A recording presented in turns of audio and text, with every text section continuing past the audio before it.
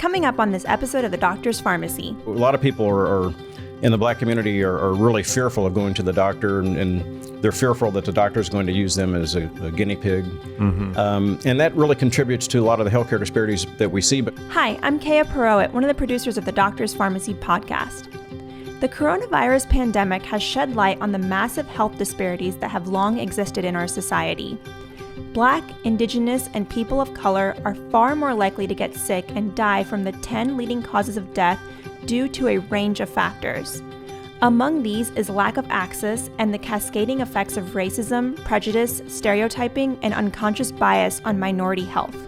Earlier this year, Dr. Hyman spoke with colleagues at the Cleveland Clinic and medical ethicist and award-winning author Harriet Washington about these issues. We're here at the Cleveland Clinic in Cleveland. There's many Cleveland clinics. Our first guest is Dr. Charles Modlin, who's been a great partner with us at the Center for Functional Medicine. So Dr. Modlin, what's your sense of what the reasons for the disparities are in the African-American community? So, you touched on lack of access to quality care.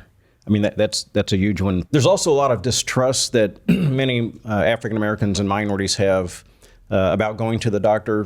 We've all heard of the Tuskegee syphilis experiment. Can you just give a background on what that is? Yes. For people so that was where the Department of Health and Human Services, the Public Health Service Department of the United States, that was back in the 20s or 30s, I forget the exact decade, where they actually treated roughly about 800 men, black men. It went up until the 70s. Yeah, yes, right. They followed several hundred men, black men, who they knew had syphilis, because they wanted to study the natural consequence of untreated syphilis in this patient population. And during that time period... And they had penicillin. They could have cured them, but they didn't. Oh, yeah, they actually had the cure. The cure was available. They could have cured these men. And actually... during that time period, the men suffered, many men died, and they actually passed this disease to their partners. Mm-hmm. And the word got out in terms of what was going on, and that spread across the black community in terms of what was going on, the experimentation. Yeah.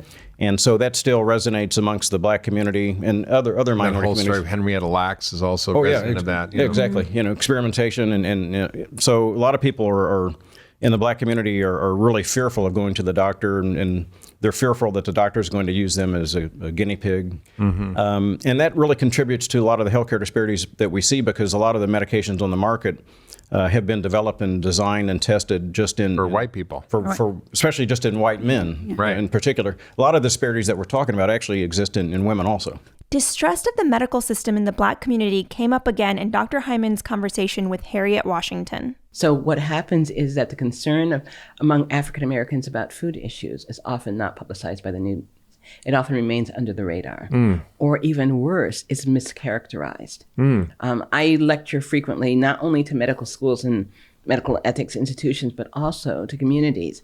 And it is actually the most frequently cited issue. So what are the conversations? I'm not even speaking about food issues for the most part, but it always comes up immediately. So what are the conversations you're hearing? There's a lot of understanding. First of all, there's a lot of concern about the importance of eating well and maintaining health on one's own, because many people have justified trust issues with the medical establishment and frankly want to avoid it as long as they can.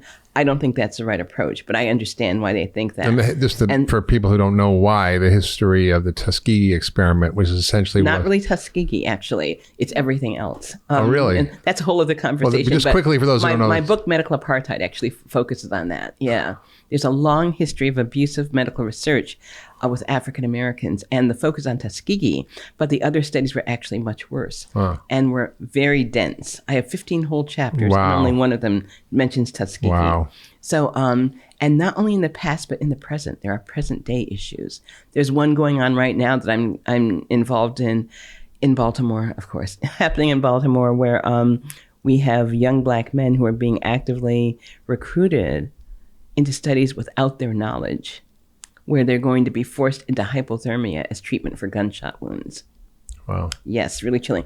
Anyway, these concerns mean that many African Americans seek to avoid getting sick, avoid the healthcare system, and they focus very heavily on food as a way of doing that. And so they often come with very precise questions to me that I can't answer, but they're concerned about not only eating the right things, but even concerned about brands. The brand of the bottled water they drink is like the last talk I gave, which didn't deal with nutrition at all. I was asked by a knot of people who were taking notes, which brand of bottled water should they eat? Or they'll talk about the fact that they avoid meat, that they have a vegan diet, and they also avoid dairy. I mean, they're very, it's very meticulous. It's very precise. And there's a great deal of concern about this. But I've noticed that it typically doesn't get addressed in the news media. And I'll leave you to speculate why that would be. But it's something that you don't see addressed in you have to be in the community to see and hear this. Dr. Modlin further explained this in his conversation with Dr. Hyman, and you'll also hear from Dr. Hyman's colleague, Tawny Jones, who leads clinical operations at the Cleveland Clinic Center for Functional Medicine. You have to be culturally sensitive, culturally competent. You have to establish a relationship, with the community. And so I just want to emphasize that you have to be very careful in terms of how you engage the community, because you could actually do more harm. Yeah. And you could really...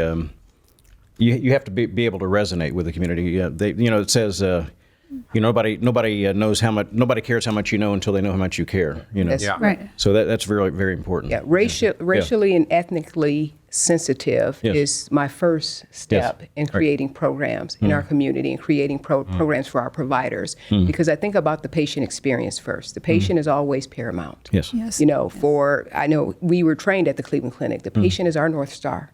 So it's the most important person that walks through our doors. And so when I think about that, I want them to reclaim their life. I want them to have access to a program that makes them feel comfortable coming into. And I think this is where the community-based talks, where we get out in front of these individuals and start to share very candidly, share this information and say, this is the number of patients that have died as a result of this. And let me tell you how that could have been prevented.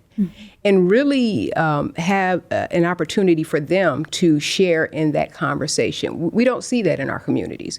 We'll do a health fair where we have one snapshot in time where we bring that information to them.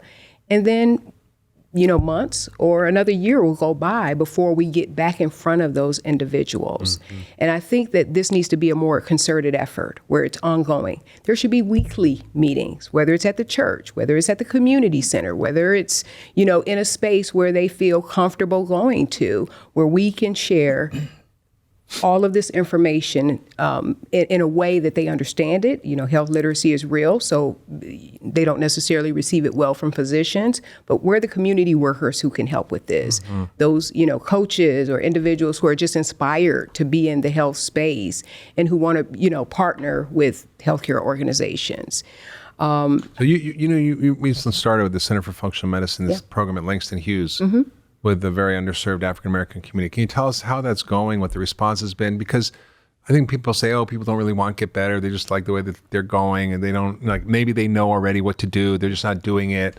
Tell us what happened. One kudos I will give to the Cleveland Clinic is it has a strong footprint in its community, and it is really focused on community-based initiatives to help improve the health and provide self-preventative measures and teaching and education for individuals that we would either serve out there or we're going to serve in here in the hospital setting. So one way or the other, we're going to get them. Right? So we can take a preemptive strike and do it the right way, or we can see them on the back end. And, I think we prefer the former. And so how are those people responding in that group? Very well. These individuals at Langston Hughes come back every week.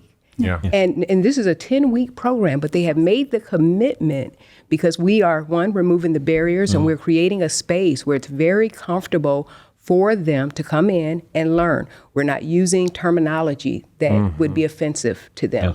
We're not putting... How do you make sure I don't? We're not putting information in front of them, 12-syllable words that they would have no idea. We go over their laboratory testing because you hear A1C, and you hear hemoglobin, and you hear lipid panel, and you hear all of these terms, and it's just overwhelming. And you think, oh my God, is that bad, good, or indifferent? But you don't want to ask your doctor because you feel like, well, he'll think I'm stupid. And so, we have those social stigmas that we carry around with us. So I don't want to do that. But in this space, we just assume that we're going to start everybody at square one. And let me tell you what a hemoglobin A1C does to your health. Let me tell you what a lipid pattern. People, and they are, that was striking. To watch them, they're so immersed in this conversation, and they're like, oh my God, for years I've been wondering what a lipid pattern. That's what that means. And they're doing it, and their blood sugars are dropping, and their blood pressure's dropping, and their weight's dropping, they feel better. That's awesome. Yeah. Educating healthcare providers on the historical and current day practices that exacerbate racial health disparities is an important step in creating a healthier population overall. If you'd like to learn more about any of the topics in today's episode, I encourage you to listen to Dr. Hyman's full-length interviews with his colleagues at the Cleveland Clinic, as well as his conversation with Harriet Washington. If you enjoyed this episode, please consider sharing it with a friend and leaving us a comment below. Thanks for tuning in.